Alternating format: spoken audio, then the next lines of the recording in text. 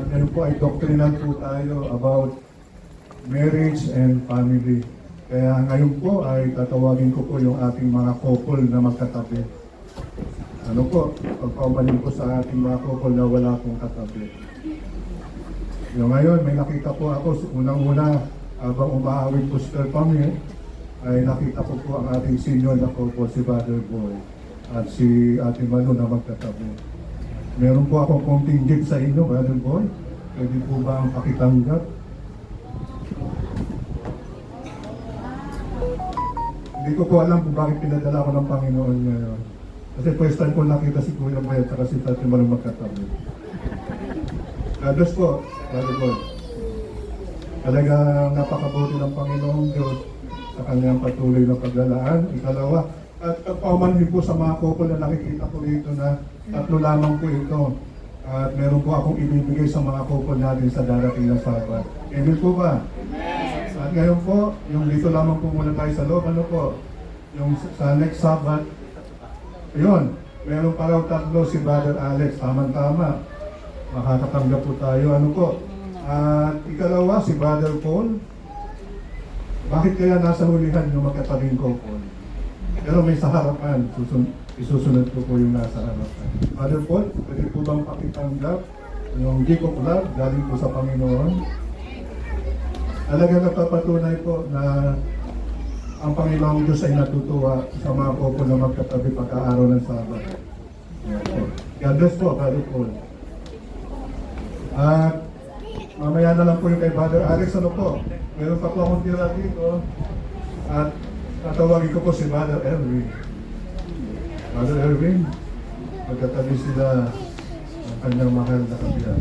God bless po, Brother Erwin. Give up the faithful word. Faithful couple. Ayan. Salamat po, Sister Jerry.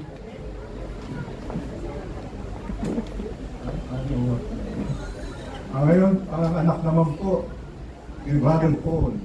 Yung babang anak ni Brother Paul.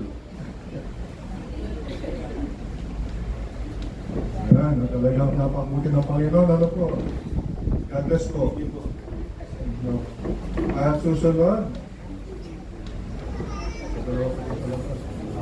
may dalawa po sa labas na nakikita ko. Unahin natin yung aliwan sa kaliwa o kanan ni Sister Vincent. Dito muna na po, at tapos bibigyan ni Brother Alex ng kapila. Brad?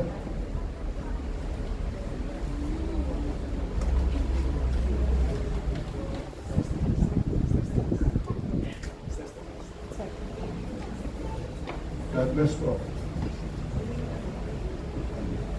The gift of love galing po sa Panginoon. Kami po ay tagapagdala lamang, hindi ko po akalain na ipapaalala sa atin ng Panginoon yung mga group.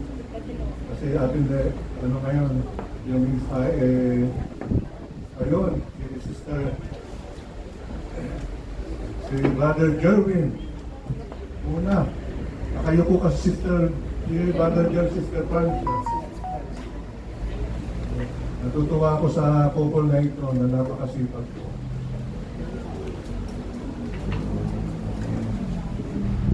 At si Brother there, talagang eksakto po pala, no? Meron pa po ba? Ay, tsaka Meron ito na. po. Saka sino pa? Sister Liz po. Sila po, Sister Liz. Meron Meron na. Tapos si, ano na lang ito, yung dadalo ako, si Sir Mike at saka si Brother Mike. Ano po, sa next week? Meron na po kayo. Okay lang po. Meron kami na. Ang pagdala ng Panginoong Diyos, actually meron pa po sa bahay. Kaya meron kayong mag-asawa na laging magkatabi sa gawain ng Panginoon. At ito po ay talagang nagpapatunay kung gaano kahalaga ang mga couple sa atin, sa ating bahay sa nambahan. Yung laging magkatabi, ano po. At ngayon po ay pakitaas naman po yung gusto mag-asawa na. Pakitaas yung kamay. Yung gusto mag-asawa na. Ayun po, sino po? Parang may nagtaas dito sa ano, dito sa Kaliwa, may nagtaas ba?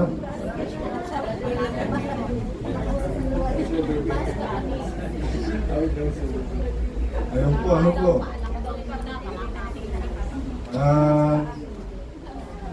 Actually, mga kapatid, naalala ko po yung aklat ng Marcos, Kapitulo 12, talatang 25 po, na kaya pala tayo pinag-aasawa dito sa lupa, doon sa langit wala nang pag-aasawa. Kaya kailangan maranasan natin yung hindi yung pag-aasawa na ganun lang, kundi ano sabi ng Panginoon sa Genesis chapter 1 verse 28, basbas, umayo, at magpakarami. Hindi po yung umayo, magpakarami, at wala nang kasalan. So nauuna po, at pagpamanhin po, ano po, napakahalaga po yung basbas muna, umayo, at magpakarami. Tayo po ay manalangin sa pag-uumpisa po ng pagpapahayag ng mensahe ng Panginoon. O dakilang Diyos sa mambalan na makapangyarihan sa lahat, muli inanyayahan po namin ang patnubay po ng banal na Espiritu na sa aming pag-aaral na yung banal na salita ay lalong maranasan namin na nangingibabaw po ang iyong aral at katotohanan, lalong-lalo na po na maingatan ang pagsasama ng mga mag-asawang naririto Ama sa aming sambahayan, ganyan din po sa aming mga kapatiran na sa kanilang mga mahal na anak, mga mahal na manugang, na i-bless po lalo Ama ang kanilang pagsasama bilang isang laman na lamang po. Maraming salamat po at nandito kayo ngayon sa aming kalagitnaan. Ito po aking dalangin sa ngalan po ng Panginoong Jesus. Amen. Katulad po ng nabanggit po ni Brother Carlito kanina at sa awit ni Sister Pame na nagpapatuloy po bago pa po tayo nilikha ay mahal na po tayo ng Panginoon. Amen po ba? In advance yung pag-ibig na nagmumula po sa Panginoong Diyos. Sa buhay mag-asawa po, yung topic po natin is yung fundamental beliefs natin na number 23, the marriage and the family. Nagtataka po ako, mga kapatid, hindi naman po yung fundamental beliefs natin chronological, pero magkatabi po ito sa number 24 fundamental beliefs na ang pamagat naman po ang ministeryo ng Panginoong Jesus sa makalangit na sanctuary. 23, marriage and the family. 24, ministry, Christ ministry in the heavenly sanctuary.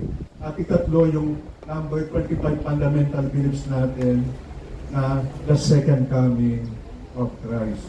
So, itong tatlong ito magkakadikit ano po, bagamat hindi naman po ito sinasabi na ganito yung pagkakasunod-sunod.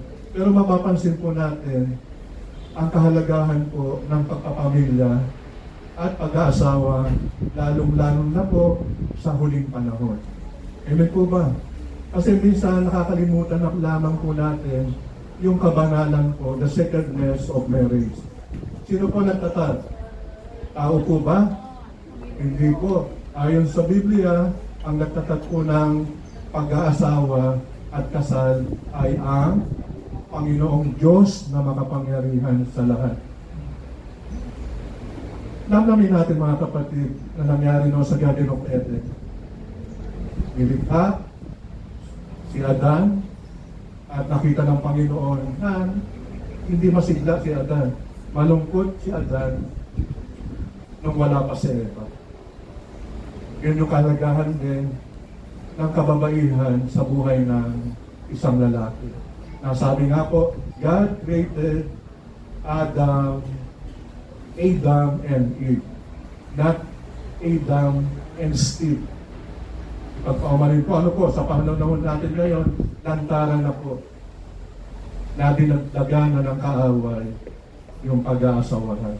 Imbis na lalaki, babae lamang, ay nakikinabang na rin po. Bakit po? Ipagpaumanin po, ano po, mga kapatid, na sa pagdidiin po ng katotohanan na sabi nga po, we are grounded by the Bible and focus on our mission. Masakit man, pero tanggapin natin ang katotohanan po na napakaliwanag po na lumikha ang Panginoon, si Adan at si Eva. Ano po? Hindi Adan at si Esteban. At hindi naman si Eva at si Madam. So napakaliwanag mga kapatid na sa ating panahon na kinagagalawan ay nakakalungkot kung isipin mga kapatid. Lantaran po, hindi na po nahihiya, pinagmamalaki po nila. Ano po ang rason nila na masama bang umibig? Yun yung rason. Ano po ba ang sabi sa Jeremias, talatang 17, talatang 9 at 10 po. Kung bubuksan po natin ang ating Biblia, yung may hawak po na Biblia, ay hinahayaan ko po kayo na buksan natin. Basahin ang nakatala sa Jeremias 17, talatang 9 hanggang 10 po. Ito po ang sinasabi mga kapatid. Ang puso daw ay mandaraya kay sa lahat ng bagay at lubhang napakasama, sinong makakaunawa nito. Ano po ang sabi ng talata? Ang puso daw ng tao ay mandaraya. Bagamat sinasabi natin na mahal ko siya, love ko siya, kaya gagawin ko kahit na same-sex kami, mamalayin ko pa rin siya. Pero ang sabi ng Panginoon sa Diyos, akong Panginoon ay sumisiyasat ng pag-iisip at sumusubok ng puso upang ibigay sa lahat ayon sa kanilang mga lakad, ayon sa bunga ng kanyang mga gawa. So ang ibig sabihin nito mga kapatid, ang bottom line nito, love is not a feeling but a principle. Ayon ito sa prinsipyo ng Panginoong Diyos. Wala tayong magagawa. Ang uunahin natin, ito ba ay kalooban ng Panginoong Diyos? Sabi nga po nung ibang mga, sabi nga, ipapala daw yung mga hayop kasi hindi sila gumagawa ng gano'n. Alam niyo po, sa mga aso na lang, inaaway nila yung aso, yung kapwa nila sex, kapag ginagawa sila na hindi maganda. Mas yung moral ng hayop umiibaw-baw ba ngayon mga kapatid? Hindi naman sa pagtatas mga kapatid. Binibigyan ko lang po ng malaking puntos kung ano ang kalooban po ng Panginoon. Masakit man ito, pero tanggapin natin yung aral at katotohanan ng Panginoon. So sa makatwid, ang sabi po, si Adan ay binigyan ng isang Eva. Hindi po iba-iba. Ano po mga kapatid? Take note po, sa Tagalog, napakaganda. Si Adan ay binigyan ng isang Eva at hindi iba-iba. At si Eva naman ay binigyan ng isang Adan, hindi isang daan. Ano po mga kapatid? Ito po yung paglilinaw po na talagang napaka-accurate po, very systematic, reliable yung Biblia pagdating sa aral at katotohanan. Kasi minsan sasabihin nila, ba't ganon? Bakit ganon? Meron kaming kaibigan, ganon yung nangyari sa anak niya. Panahon na mga kapatid, ay panalangin po natin yung ating mga mahal na anak ay pagkalooban ng mga faithful partner din. Amen po ba? Kailangan panalangin po natin. At yung gusto mag-asawa, panalangin din natin. Kasi kung gusto natin mag-asawa, pero hindi naman tayo humingili, hindi tayo sasagutin. Ano po? Hindi po tayo sasagutin. Kailangan ilingin natin. Katulad po noong araw, naalala ko po, nung binata pa po si Brother Samson, ay pinapanalangin, baka hindi pa ako marunong manalangin noon at hindi pa po ako Adventista. Kaya pinapanalangin ko, nabigyan ako ng magandang asawa. Magandang asawa. Na lagi kong nai-imagine noon, yung mga magagandang artista. Yun po, katotohanan po mga kapatid. Nai-imagine ko po yung mga magagandang artista noong panahon na pero yung panaginip pala ay kabaliktaran. Mas maganda pa pala yung ibinigay sa akin ng Panginoon doon sa panapanaginipan ko. Ano buwelo? maganda pa pala yung ibibigay sa akin ng Panginoon doon sa panaginip ko. Kaya sa mga wala pang asawa, ipinapanalangin ko yan. Nabigyan tayo ng mabait, may takot sa Diyos na asawa. Amen po ba? Ito po, sa mga magulang, ipinapanalangin yung mga anak, nabigyan ng faithful couple. Hindi yung mayaman, kundi yung faithful sa salita ng Panginoon po. Ito po yung nasasabihin talagang iniluluhod talaga ito. Kahit na po kami ngayon sa amin, ang aming pamilya, iniluluhod po namin ang aking mahal na kabiyak na ingatan yung mga anak namin sa kanilang buhay mag-asawa. Kasi yung kaaway, ano po yung sinisira ngayon? Except sa Sabat. Yung iba, hindi na naging Sabat keeper. Pamilya po. Yung marriage po. Yung sinisira po ng kaaway. Kasi pag nasira yung pagsasama ng mag-asawa, mawawagi talaga siya. Magsasuffer yung mga anak at hindi na siya makadalo sa bahay panambahan. Kasi may mabigat siyang dinadala. Ano po? Panahon na po mga kapatid. Ngayong bagong taon na sa ikalawang buwan na po tayo, sasapit na po yung matatapos na yung first quarter, kailangan maunawaan po natin ang kahalagahan, napahalagahan yung pag-aasawa. At sa gusto pang mag-asawa, ay ipanalangin po natin. At sa ayaw ng mag-asawa, ay ipanalangin din po tayo. At yung gusto mag-asawa ulit, ay kailangan mag-aral muna tayo. Ano po, para mabigyan po natin ng magandang pagpili ang ating gagawin. Ngayon po mga kapatid, ang sabi nga po sa Genesis chapter 2 verse 24, si Adan at si Eva ay naging isa na po. Adam and Eve become one. Napakahalaga po sa mag-asawa ngayon na iisa na lamang po sila. Nararanasan po ba natin sa ating buhay mag-asawa na kung nasasaktan o nalulungkot yung ating partner, ay nalulungkot din po yung kanyang mahal na kabiyak. Ano po? Yan yung pagiging isa na maunawaan natin ang kahulugan ng pagiging isa na sinasabi din po sa John 10:30, me and my Father are one. Ito rin ang sabi ng Panginoong Jesus. Ako at ang aking Ama ay isa. Nasinundan po ito sa Ephesians 5:31 na binasa po ni Brother Galito. Ngayon na ang sabi po noon, yung mag-asawa ay isa na lamang pong laman. So kailangan po maunawaan natin, nandun na po yung walang perpektong pamilya po. Amen po ba? Hindi tayo magsasabi na yung pamilya ko perpekto na. Walang perpekto na pagsasama po, pamilya.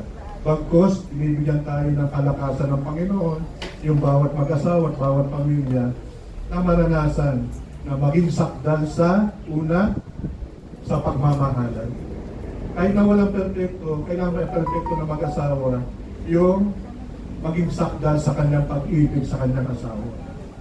Sabi nga po sa Mateo 5:44, ang sabi po doon, mahalin ninyo ang inyong kaaway at ipanalangin nyo. Sino po ba sa mag-asawa? Sino po yung number 1 na kaaway nyo? Natatawa si Stella. Tayong lahat, alam nyo na po kung sino yun. Pagka alam nyo na ang asawa nyo yung kaaway nyo, ano po, napakadaling mahalin. Ano po? Kasi naranasan nyo yung pag-ibig ng Panginoong Diyos. Magkamali man yung asawa natin, napapatawad natin at ipinapanalangin po natin. Ang tanong, mahirap po bang mahalin yung ating asawa kapag tayo ay inaaway? Napakadali kasi alam natin na pinag-isa tayo ng Panginoong Diyos. Ano po? Hindi po sinabi na kung mag-away yung asawa, layasan mo. Wala pong sinabi sa talata ang Panginoon. Ano po? Ang sinasabi ng Panginoon, ibigin mo at ipanalangin mo. Amen po ba? Yun yung napakaganda. Pagka minsan nakukulitan ka sa asawa mo, ay mahalin mo siya at ipanalangin mo na huwag na makulit. Ano po, natatawa si David dito. Na katotohanan lang mga kapatid, na dinadala po tayo sa ating number 23 fundamental beliefs. Yung marriage and the family, na siyang sangkap na ano po sa mga bagong halal na mga opisyalis natin, napahalagahan po natin, una, sa ating pagdalo sa bahay panambahan, yung ating mahal na kabiyak. Kasi sasabihin, mahusay tayo magsalita dito sa harap, pero sasabihin sa atin, pagdating doon, sasabihin si Sister Leia sa akin, ang galing mo naman magsalita sa harap, pero sa akin, hindi ko madamdaman yung pagmamahal mo. Di ba nakakalungkot yung gano'n? Maging makatotohanan po tayo, mga kapatid. Na sabi nga po rito sa isang anglat ng ating kapatid na Ellen White, ang sabi po rito, sa English version po, ang sabi po, "It is only in Christ that a marriage alliance can be safely formed." Wala na po, kung wala po si Kristo sa pamilya, mabibigo po. Hindi po natin kayang patuloy na magmahalan, patuloy na mag-unawaan ang mag-asawa. Sa pagpapatuloy po mga kapatid, human love should draw its closest bond from divine love. Only where Christ reigns can there be deep, true, and selfless affection. Kay Kristo lamang daw may ligtas na mabubuo ang isang alyansa ng kasal.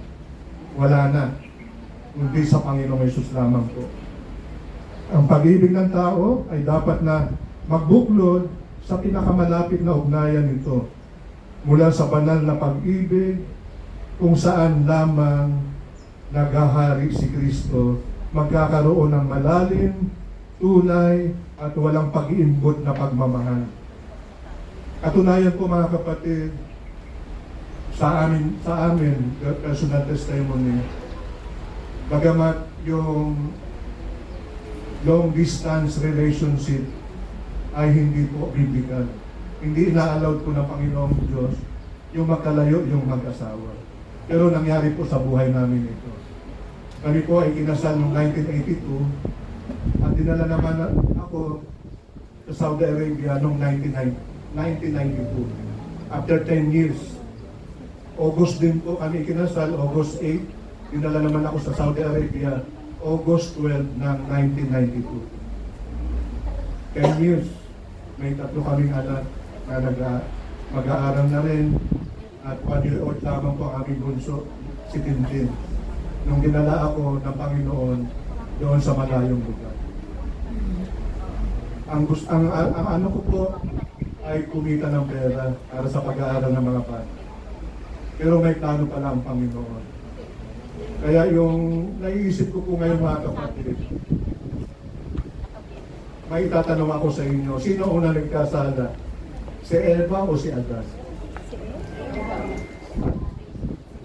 Ayun, maraming nagsalita si Eva daw. Pero walang nakatala sa Biblia na si Eva yung unang nagkasala. Ang nagkasala na nakatala sa Biblia ay si Adan. Iniisip ko ng inyong abang lingkod kung ano ang naging kasalanan ni Adan. Yun, natulog daw, natulog. Totoo naman dahil napagod stress nila. Kasi honeymoon nila yun, na hindi na makabangon. Kaya ito yung sinamantala, nung siguro ginigising siya ni Eva, nasamahan siya sa pamamasyal sa Garden of Eden, hindi na makabangon si Adam. Ito yung sinamantala ng ahas, yung tinatawag na si Satan. Doon na nag-umpisa yung panunokso. Kasi nag-iisa na, ang daling tuktuin. Hindi po ba? Kaya ang nagkasala, hindi si Adan. Si Eva. Pero ang malaking kasalanan ni Adan, hindi niya sinamahan si Eva. So sa mga katuwid, tama ang nakatala sa Biblia. Ang pagkakasala, una, ay nagmula kay Adan. Dahil hinayaan niyang lumayo si Eva at hindi niya sinamahan. Ito yung pagkakataon ng serpent, nung kaaway, natuksugin si Eva. Maliwanag na po, mga kapatid, na sa amin, reasonably naman, hindi biblical yung pagtayo ni Brother Samson, pero reasonably, dahil sa kulang kami sa financial na pangangailangan. Pero yung naging third party namin doon ay ang Panginoon. Malaking hospital po ang pinapasukan ng inyong ni Brother Samson. Sa King Fahd Hospital, over 500 bed capacity po yun. Iba-ibang mga nationality. Na minsan, at may sisigawan ka pa na may isang martyr pa raw doon. May isang martyr pa. Minsan tatawagin kang Father. Salamat sa Diyos kasi after 7 years ay nasumpungan ko si Brother Samson.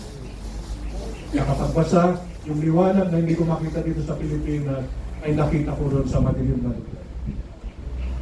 Dahil ang sumundo sa aking brother ay may inihatid na nurse na pauwi ng Pilipinas at nag-iwan ng Biblia. Nasabi sa akin, Sir, gusto niyo bang hiramin? Napipilitan lang ako noon, empty-handed ako kasi wala namang mapaglibangan nung araw. Wala pang internet, wala pa lahat. Sulat at voice tape lang kami ni Sister Leia. Yung pala, yun na yung unang paglalaan ng Panginoong Diyos na makilala ko na po ang tunay na Jesus. Nasabi nga po sa akin ng mga Arabo doon, you are not a Filipino. Hindi raw ako Pilipino. Kasi karamihan doon, hindi naman sa pagbubuhat ng bangko, ang tema doon, pagka nandun na sa abroad, iwalay sa asawa. Kasi totoo naman, iwalay, nandito yung asawa niya, nandun yung asawa sa kanila.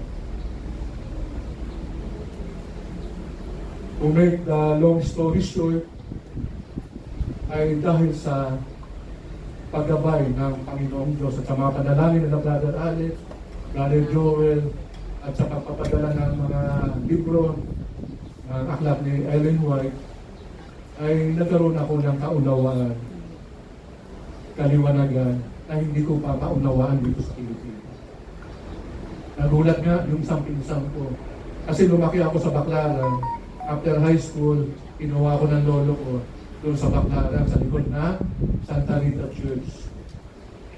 Nabarkada ako sa iba't ibang mga barkada para more on nightlife. Minsan napapaaway kami, hindi ko alam na maliligtas pa kami at hindi kami naabutan ng pulis. Ito palang black sheep na tawagin ng pamilya ay mahalaga din po pala sa Panginoon. Pagdating ko rito, nung nabaptize na po ako, isinama ko po yung pinsang ko na naging barkada ko sa Baclaran. Sabi ko, Kuya, speaker ako sa darating na Sabat, sama ka. Hindi ko akalain na tutuhanin niya, sumama siya doon sa bandang likuran. Alam niyo mga kapatid, nung nagsasalita ako doon sa GMA Central Church, ay tumayo yung aking pinsan. Ang sinabi, nabigla kasi sila ng mga sinasabi ko ng mga pagkabago. Ang sabi ng pinsan ko, huwag kayong maniniwala dyan. Hindi totoo ang sinasabi niyo. At natawanan yung mga nasa likuran. Nabigla siya. Kahit na ako, nabigla ako kung bakit ako nabago.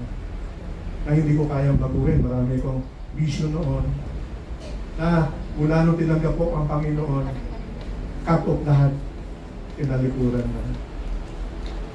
Ito lamang po yung patotoo mga kapatid.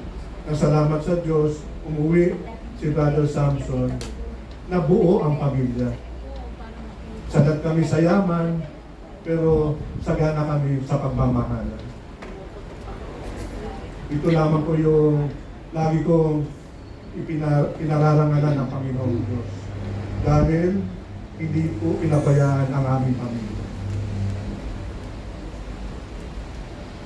Sabi nga nung nag-reunion kami nung nakaraang Tuesday,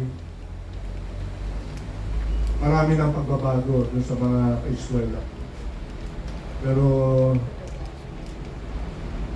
ang sabi nila, papalad ka at buo yung pamilya mo. At meron din ako nirefer si Sister Pame na isang pastor na gusto magpa-therapy. Na hindi makalakad po. Si Pastor Ian. Alam niyo po, yung tatay pa lang niya, bishop ng born again. Na nakatira sa Pictures Village. Pinuntahan ko ng 3 session at ngayon po ay magaling na. Ang sabi po ng bishop, ng tatay ni ng Pastor Ian, sabi ng bishop, malaki ang advantage ng mga Adventista. Kasi tinanong ako ano ang grupo nyo? Sabi ko, Adventist Christian. Malaki advantage nyo pagdating sa kalusugan. Yun yung comment po ng bishop. At kami ng umaga, kaya na-late po kami, ay binisita po kami ng 3 panauhin, mga Jehovah Witness. Pinapasok po namin sa bahay, kaya medyo natagalan po kami kanina. Pinaupo namin at nagkaroon na konting pag-aaral.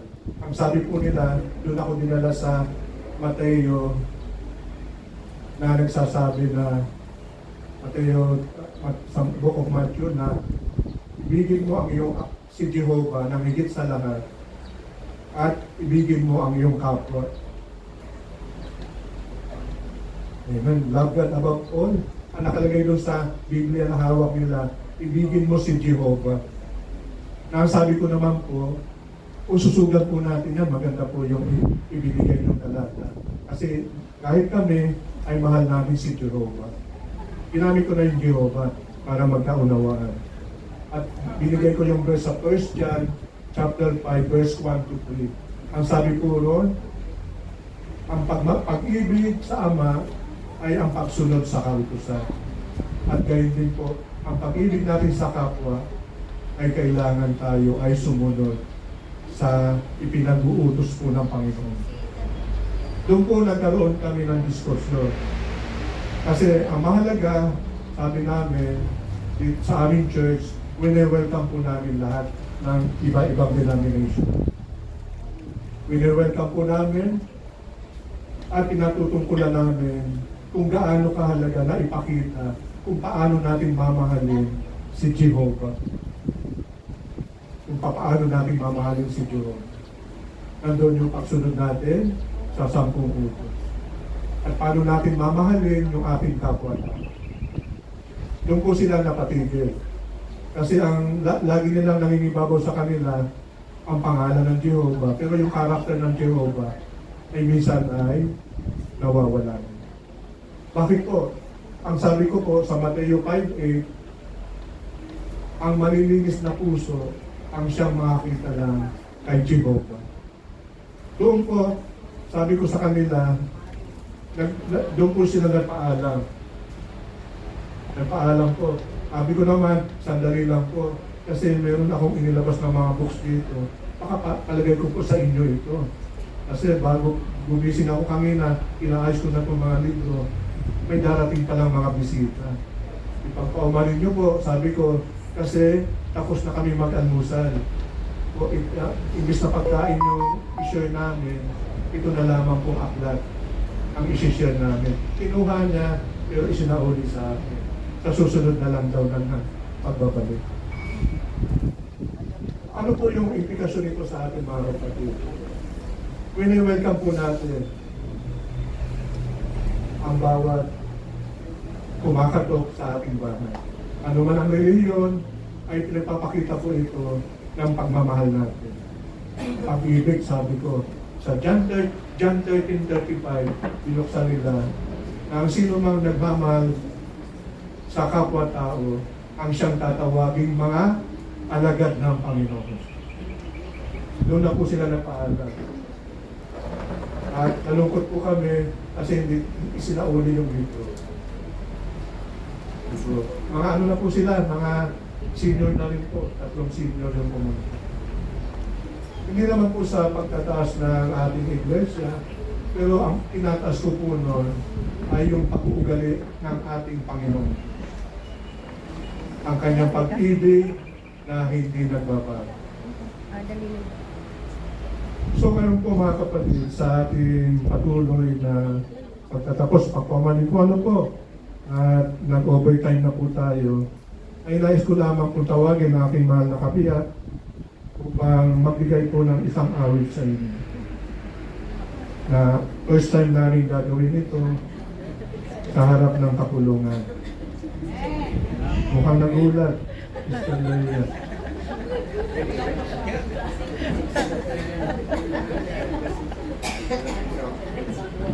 Closing song na rin daw po ito.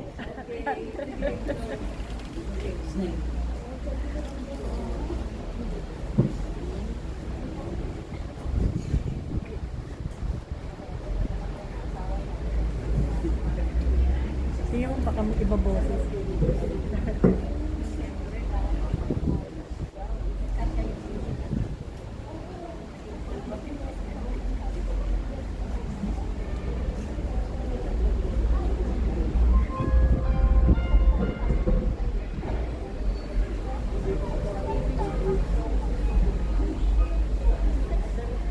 You bring some joy of another world. And those who come before us find the way. Healing on the faithful, encouraging the weary, the righteous bearing testament to God's sustaining grace. Surrounded by so great a cloud of witnesses, let us run the race not only for the prize, but as those who've gone before us, let us lead to those behind us the heritage of faithfulness passed on to godly life. Oh, may all who come behind us find us faithful. May the fire of our devotion light the rain. May the footprints that we lead them to believe, and the lights we lead inspire them to care.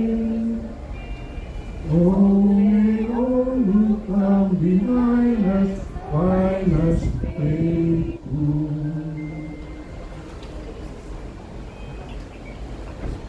After all our hopes and dreams have coming down, and our children seek to all we left behind, may the food that they discover and the memories they uncover become the light that leads them to the road we this must find. Oh, may all who come behind us find us faithful. May the fire of our devotion light the way. May the footprints that we lead them to believe, and the lives we live inspire them to care. Oh, may all who come behind us find us faithful. May the fire of our devotion light the way. May the footprints that we lead them to believe, and the lights we lead inspire them to care.